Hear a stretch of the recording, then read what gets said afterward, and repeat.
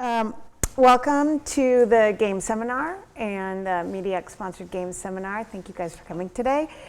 We have Holly Pope presenting today. She's going to be talking about digital math games and mathematical thinking and digital game-based learning, and in particular about a pilot study with a math game app called Wuzzit Trouble for elementary school students. Holly is a doctoral candidate here at Stanford in curriculum studies and teacher education, focusing on math education. She's got 18 years of teaching experience, so she knows what she's talking about, from pre-kindergarten through 6th grade, including 5 years as a math instructional coach in a K-8 urban charter school. As you just heard, I was a mathematics teacher, instructional coach for 5 years before I came here, and part of that part of my professional goal was to bring quality mathematics to elementary school children. And so now as a researcher, while I'm working on my PhD, I still have that goal in mind, but I'm looking at it from a different angle. And today I'm looking at it through the lens of a digital math game. So I'm going to tell you a story about math learning, gameplay, and what identity has to do with all of this. And so, as you know, if you log on to Google Play or the App Store, you'll see that there are thousands and thousands and thousands and thousands of digital math games out there. However, not all of them are the same. Most of them privilege just procedural mathematics and memorization of basic facts. This is a screenshot of one particular game that has beautiful colors. I love the colors. Purple's my favorite color. But the focus is on the subtraction algorithm. And also, you notice that, you may not be able to notice, but in order to actually get to the gameplay, you have to earn coins so that you could go here and actually play the game. So the mathematics is sort of a separate add-on to the game mechanics. On the contrary, or to contrast that, we have Wuzzit Trouble. How many of you have heard of the game Wuzzit Trouble? Okay, it was developed by a company called Brainquake. Keith Devlin, who's the head of H-Star, co-founded that company. And he had this dream of making a math game that was more than just building procedural fluency. And so if you take a look at the game, you see in the center of this mechanism, you have this cute little creature called a Wuzzit. And in order to solve the puzzle, you have to move these smaller gears so that the larger gear will line the key up with the pointer. And so the one great thing that I love about this game is that there's multiple paths to the solution. The game, not only does it build procedural fluency, but it also builds problem solving and mathematical thinking.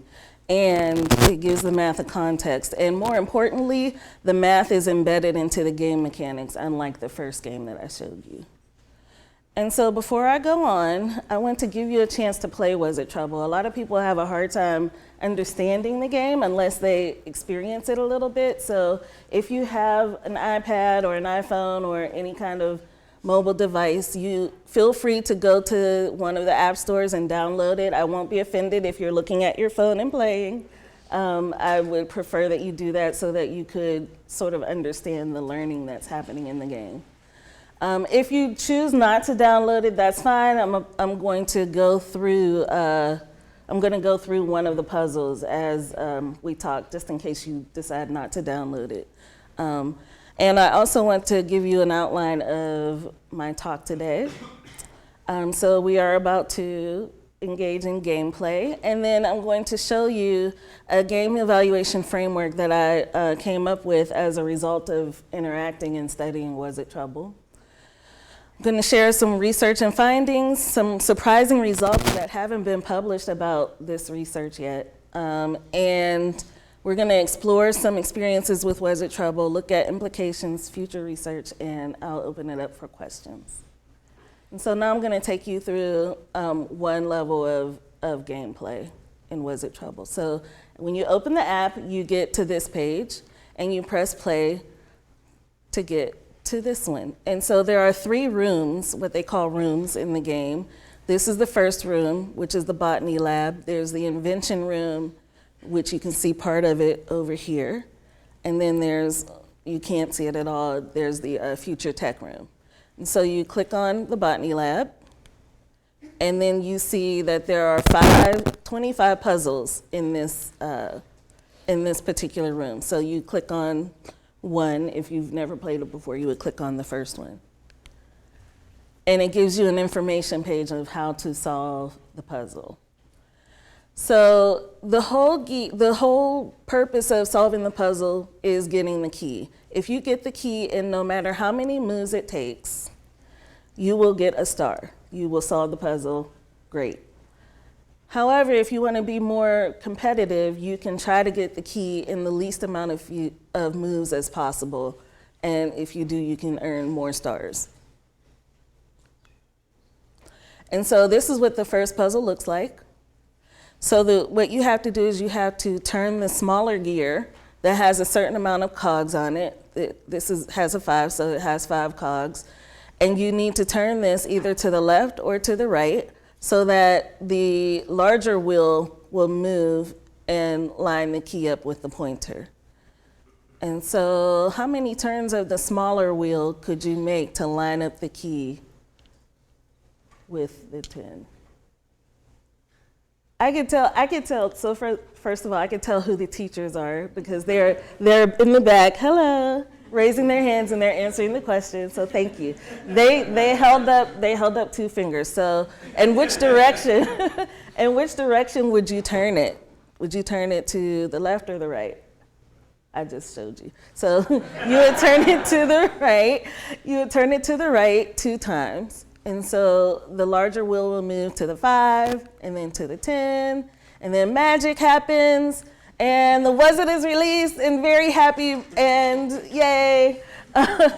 And because I saw this in the least amount of moves possible, I earned 3 stars. So my first time playing this level, I think I earned 1 or 2 stars, but the great thing about Wuzzit Trouble is you can go back and replay that level, and that's very important when you're working with elementary school children who are developing their mathematical thinking.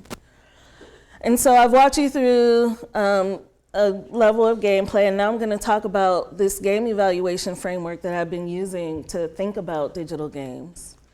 And so Wuzzit Trouble caused me to think about 2 things that made it such a great game. And one is the math dimensionality, and the other is the engagement and game features. And I'm going to explain what both of those mean.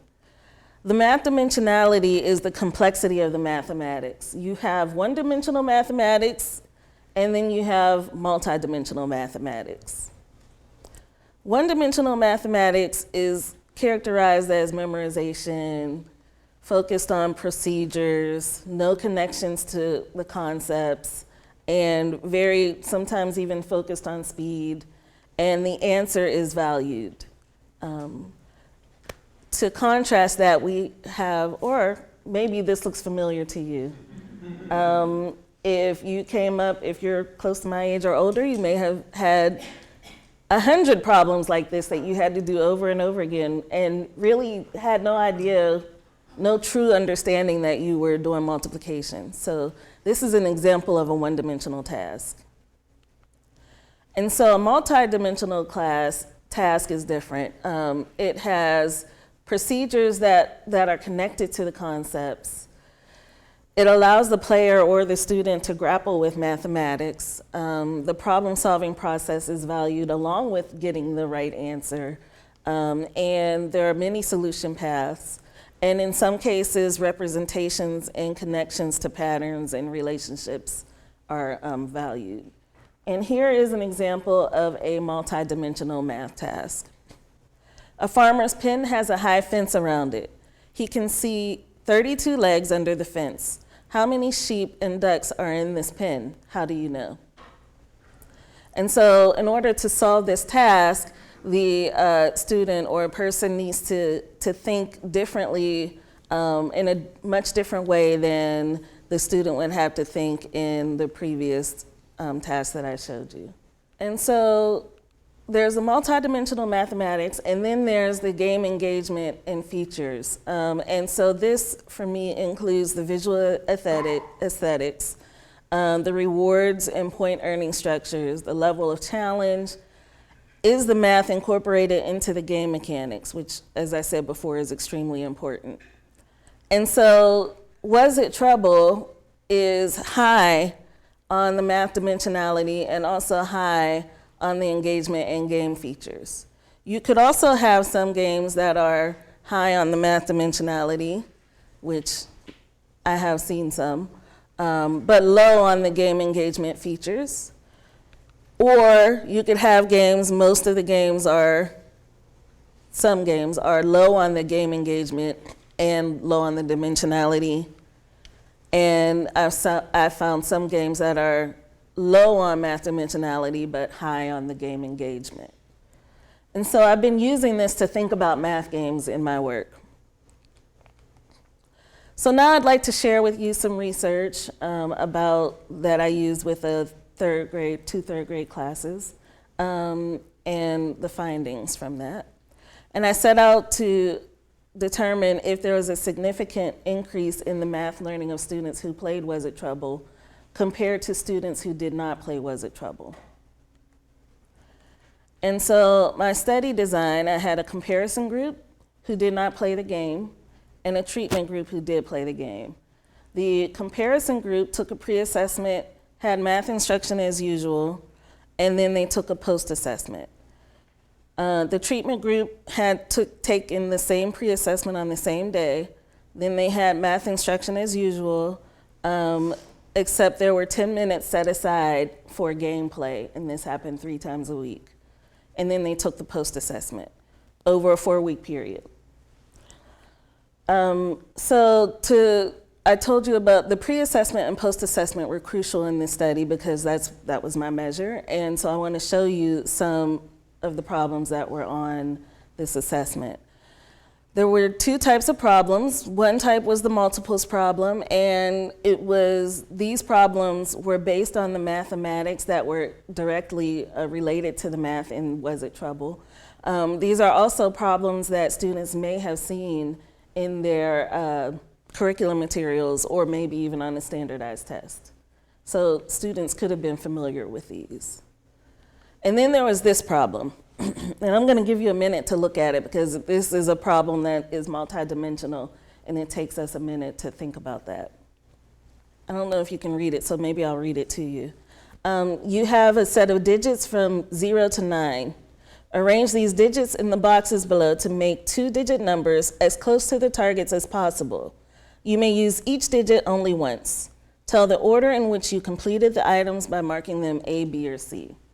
And so the students had to create a 2-digit number that was the largest odd, given the digits here, the largest even, given the digits that were left over that they didn't use here, and a number close to 50 but not including 50 with whatever digits were left over. And it's very important for the students to tell us the order that they did it because depending on where you start, your answers are going to be very different, but it'll still be correct. Does that make sense? And so that was the digits problem, and this problem made a big difference in the results, as you'll see. And so my participants were 2 third grade classes. They had the same teacher. They were in a very selective school that's somewhere in the Bay Area. It's a public school, and so, but they had to take a placement test in order to be able to attend this academy. So these students had very similar achievement levels. And what the teacher called the lowest class played the game. And so like I said before, these children had to have high ability levels in order to get into this school. And so the teacher separated the kids into the classes according to whether they knew their multiplication facts or not, which is something that, some schools do that, some don't. But the teacher did that. I did not do that as a result for the study. And so here are the results. So the red line is the comparison group, and the orange line is the treatment group.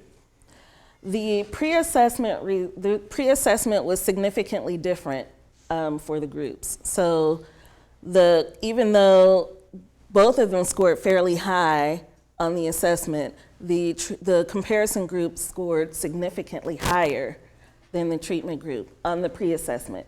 But at the end of gameplay, when they took the post-assessment, the post-assessments for the two groups were statistically insignificant. There was no significant difference. So the treatment group basically caught up with the comparison group as a result of gameplay. You can look at the bar graph, and this shows the mean difference between the pre and the post assessments for each group. The mean difference for the comparison group was not significant, but the mean difference for the treatment group was significant. And so we were very excited about these results, and we decided to look a little deeper to see where the difference was coming from. And so I separated the total score by the type of problem, and most of the variations seem to come from the digits problem that I showed you earlier. And so the comparison group, there was no change between the pre and the post on that particular problem. But for the treatment group, the change on that particular problem was significantly higher. And so we were extremely excited about these results. And knowing that the digits problem seemed to make the difference in the total score, I wanted to look at which students were able to meet each of the constraints of this problem. So remember, they had to make the largest number, they had to know what odd is, they had to know what even is, they had to make a number close to 50, they had to use all the digits only once, and they had to make 2-digit numbers. So there were 6 constraints. And so what I did was I counted how many students were able to meet each of the 6 constraints on the pre-assessment, and then how many students were able to meet each constraint on the post-assessment. And so this represents the percent change in the number of students who were able to meet each constraint.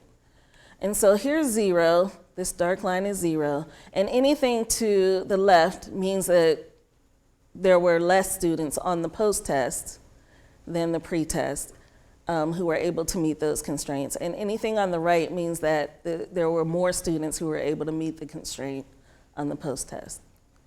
And so you can see that students in the treatment group were more students were able to use digits once, use a 2-digit number, and make the largest number. There was not much difference between making even and odd number, and that was partly because in 3rd grade, by the time students are in 3rd grade, they understand what even and odd is, and so 99% of the students were able to do that. So I wasn't expecting to see much change here. This number, this one close to 50, the comparison group lost a significant amount of students who were able to meet that constraint on the post-test. The treatment group lost a few students as well, but the difference was not significant. And so looking at these results, I'm excited, I'm thinking, I'm like happy, and I'm like, I need to figure out what it is about this particular problem that is picking up whatever the learning is in Wuzzit Trouble. And I thought about 2 things. One is that in order both to solve Wuzzit Trouble and the digits problem, the students have to think about several constraints at the same time. And so Wuzzit Trouble, you're restricted by the multiple on the gears, you have to reach a certain number, and the more you play, you'll see that you can only turn the small gear up to 5 times. It won't let you turn any more than that. And similarly, for the digits problem, as I told you before, there were 6 constraints that they had to attend to all at the same time in order to solve that. Also, they had to engage in a complicated decision-making process for both Wuzzit Trouble and for the digits problem. And so to solve both of them, you have to try something out, check it to see if it works, and then revise your answer in case it doesn't. And then you have to just ask yourself all of these questions about what to do next. So that was extremely exciting, awesome results. And now I want to take you to something surprising that I found that I didn't expect to find after looking at these results. So I wanted to dig more into what was going on with the treatment group. And so I decided to separate the score, look at the scores by race and gender. And I'll give you a second to look at that. And so you can see on the pre-assessment, you have your non-white males here, your non-white females here, and your white males here and white females there. But on the post-assessment, by the end of gameplay, the white students improved drastically. The non-white girls barely improved, and the non-white males improved a little. And so, as a researcher, these results are not significant. My treatment group was too small. It was only 29 students. I wasn't expecting anything significant. But as a teacher, if I was a teacher with a classroom of 30 kids, I would look at this and I would freak out because some of my students are learning and some of them are not. So that is a problem. Now, one thing that is troubling that I don't know is I did not watch the kids as they played the game, so I don't know how they interacted with the game, and I don't know what their math environment was like because I wasn't there. And so basically, that's gonna be my next step that I'll talk to you about in a bit. So I decided to go back to the literature, and there's James G. He's very popular in the game world, and he has these 36 principles of good game design that foster learning, and his last 3 principles focus on culture. And he says that good games should allow the player to think consciously and reflectively about the world, about themselves as learners, and about their environment without diminishing their own identities, abilities, or social affiliations. So it's like, okay, good, some game designers are thinking about this, that's good to hear. Or hopefully. And then I also went to the math literature and I looked at, there's a lot of literature in mathematics about identity and impact of identity, of instruction on identity. And when I say identity, I mean how one sees themselves and how they are perceived by the world. And we also know, it's very common knowledge, sadly, that there is a perceived achievement gap between whites and Asians and African Americans and Latino students. But we also know that these results are not differences in intellect. We know that these results are differences in the opportunities that students have to learn and to show what they've learned. So there is no inherent differences by race in mathematics. It's not something that's inherent in the individuals. It's something that is going on either in their environment or what is offered to them to learn or to show learning. And we also know that there are math teaching practices that strengthen mathematical learning and cultivate student mathematical identities.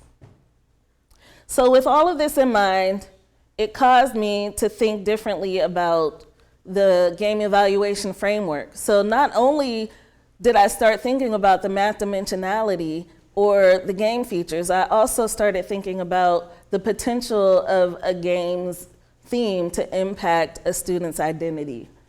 And so now I want to talk to you about my quest to explore what these experiences with playing Wuzzit Trouble could be. And I just so happened to come across this little girl who needed some help in math. I call her my little research assistant because she needed help in math and I needed to get to the bottom of how students might be experiencing this gameplay. And so we decided to help each other out. This little girl is a European American. She is 9 and she is delightful. She loves problem solving. She is basically the highlight of my week is working with her. And so I introduced her to Wuzzit Trouble, and she was on this, and the first thing she said was, "Oh my goodness, I just love the Wuzzits. They're so cute." And so she played and played and played, and all of a sudden, she stopped thinking about math, and she asked me a question, and she said, "Are they trapped by a mad scientist?" And I said, "Oh, no, I don't know. What makes you think that?" And she says, "Well, look, there's all this smoky fog, and then there's these test tubes." And I said, "Oh, well, I don't know. I'll have to find out about that." And she said, "Well, it's either a mad scientist or an evil witch." I was like, "Oh, yeah, she's pretty perceptive." Kids, I forget how perceptive kids are. They notice things that, for me, I didn't really notice that when I first was playing Wuzzit Trouble. And so she made it to the second level. She was working really hard on this. She liked to go back and retry the levels so she can get more stars. And she was just focused, and I was helping her through it like a teacher would, probing her with questions to push her thinking along. And all of a sudden, she lifts up her left hand to cover up the left side of the screen, and she turns her head and she says, "Oh, I can't wait to get away from that robot." And I said, "What robot?" And she pointed to this robot. How many of you saw that robot over there? I did not see that robot. I played this game hundreds and hundreds of times and never saw that robot. And that robot took her out of her mathematical thinking and distracted her because she thought it was creepy. She said the red eyes are creepy, right? So, I mean, and this is not to say that that Wuzzit Trouble is a bad game for girls. That's not what I'm saying. I'm also not saying that girls should not be playing games that are mechanical or have to deal with robots. That's not what I'm saying. I just want to make that clear. Because some people might essentialize girls in games that way. But this caused me to think about not only about the impact of identity, but even just personal preference. What do people want to see, and how does their personal preference affect the learning from the game? And I started thinking about my own experiences. I presented the math evaluation framework with Anthony in France last year, and part of that was we were trying, my friend Anthony back there, wave Anthony. And part of that was we started to explore some games and evaluating them along the lines of the framework. And I came across this game. So this was my own experience with personal preference in gameplay. And I open up the app, and this is what I see. I can't get to any mathematics until I choose one of those. What's the problem with this? Anybody want to say? You may not identify with either of those people depicted, i.e. like maybe a different race. Right, right. I had to choose. Exactly. I do identify as a female, but I do not identify as a white female. I'm a black female.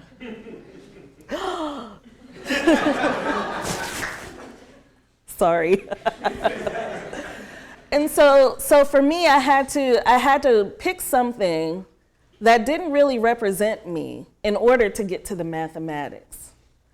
And honestly, I didn't even pick anything. I just closed it and said, we're not using that one. And so, and then this game. Now, this game is not a math game, but how many of you know the game Battleship? I played this when I was younger, and it helped me to learn coordinate grids. And as a teacher, a lot of times you pick games that may not have been used for mathematics to learn math. And so this is a digital version of the game. And as a teacher, I would have probably years ago picked this for gameplay to learn coordinate grids. But what if I had a student in my class who came from a war-torn country? Would this game still be appropriate to play? No.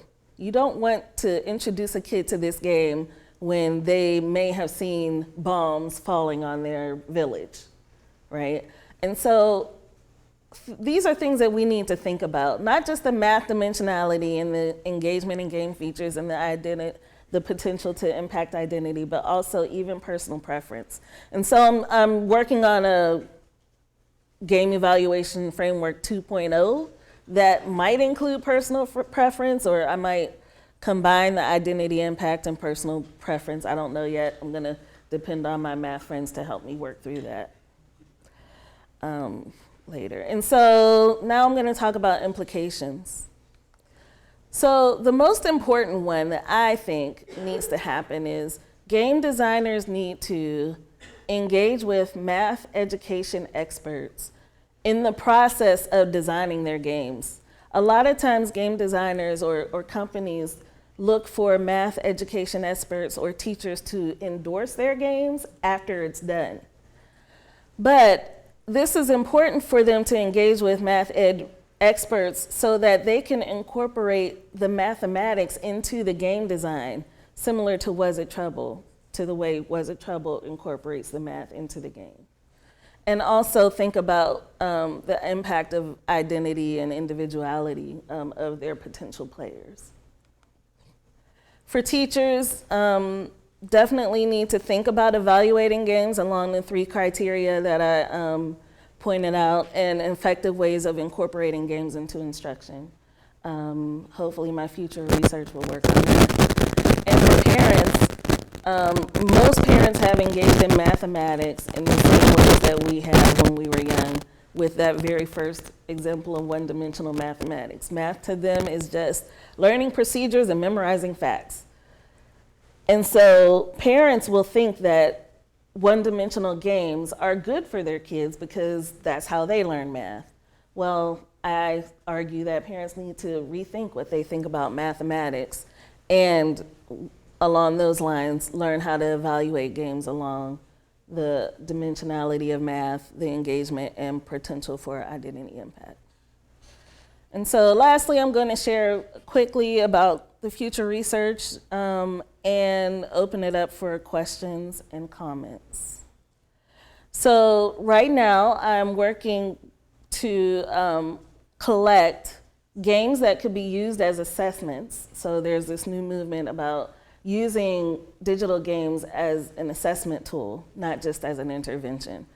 And also, I'm looking and designing written assessments that will pick up the multidimensionality of the game, similar to the digits problem. And so hopefully I'll be able to put these together and run a bunch of different experiments with children and see what they're learning from different kinds of games. Like I said earlier, I did not get to see how the students engaged with the game when they were playing it in the previous study. And so my dissertation is going to focus on how the kids are engaging with the game in their instructional environment. I think there's either something about the game itself that may have contributed to those differences, or something about the math classroom environment in which they were playing the game that could have contributed to those differences. So hopefully I will be able to get to the bottom of that. And so in the distant future, or maybe not so distant, I would like to test different backgrounds of the same game and see if that affects student learning. I think my little research assistant showed me that the backgrounds make a difference and the backstories make a difference. And so I would like to see how that affects outcomes. And most importantly, or very important to me, is developing professional development for teachers about choosing and using games in their classrooms. Oh, and by the way, I forgot to say this, but for Wuzzit Trouble, I spoke to Keith Devlin. He told me that the original backstory to this game had a mad scientist trapping the Wuzzits. But he told me that he specifically did not want that to happen because he didn't want to advance stereotypes about scientists. And so I know that he was thinking about the game design when he designed it, but I don't know how much, and you know, we've been talking about this, I don't know how much he realized that the backstory, that people would make their own story about the backstory and how it might affect how they interact with the game. And that's all. Thank you so much.